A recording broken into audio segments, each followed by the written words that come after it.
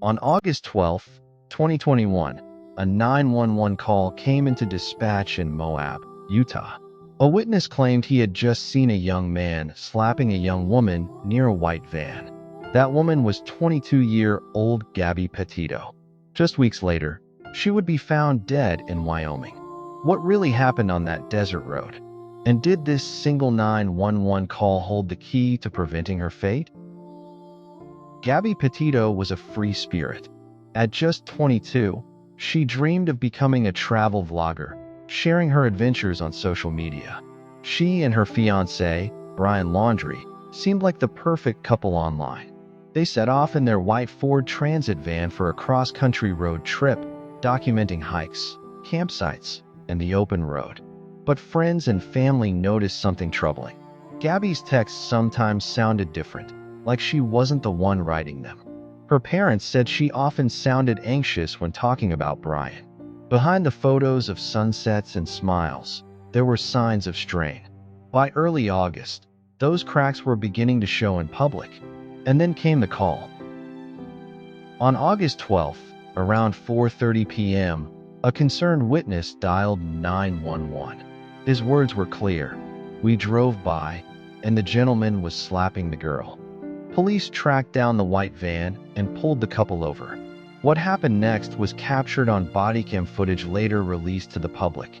The video is difficult to watch. Gabby, visibly distressed, tries to explain through tears that she and Brian had been fighting. She admits she scratched him, claiming she was afraid he was going to leave her. Brian, calm and collected, tells a different story. He says Gabby was the aggressor. The officers, faced with conflicting accounts, separate the couple for the night, but choose not to press charges. Gabby sleeps in the van. Brian goes to a hotel. It seemed like just another domestic dispute. But to many who have since watched the footage, it was a missed opportunity, a warning sign that was ignored. Weeks later, Gabby stopped calling her family.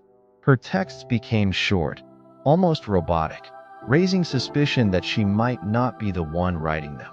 On September 11th, Gabby's mother reported her missing. That moment sparked one of the most publicized missing person cases in recent history.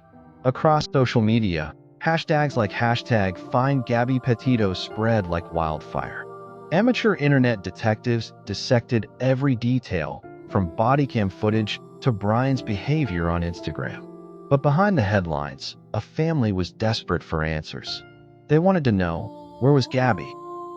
On September 19th, the search came to a tragic end. Gabby's body was discovered near a remote campsite in Wyoming's Grand Teton National Park.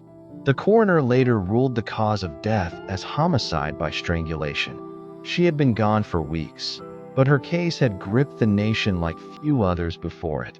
People from all over the world mourned a young woman they had never met, yet felt connected to through her videos, her posts, and her smile. Meanwhile, attention turned sharply to one person, Brian Laundrie. Just days after Gabby was reported missing, Brian returned to his parents' home in Florida without her. He refused to speak with police. Then, almost as quickly as Gabby had vanished, Brian disappeared too.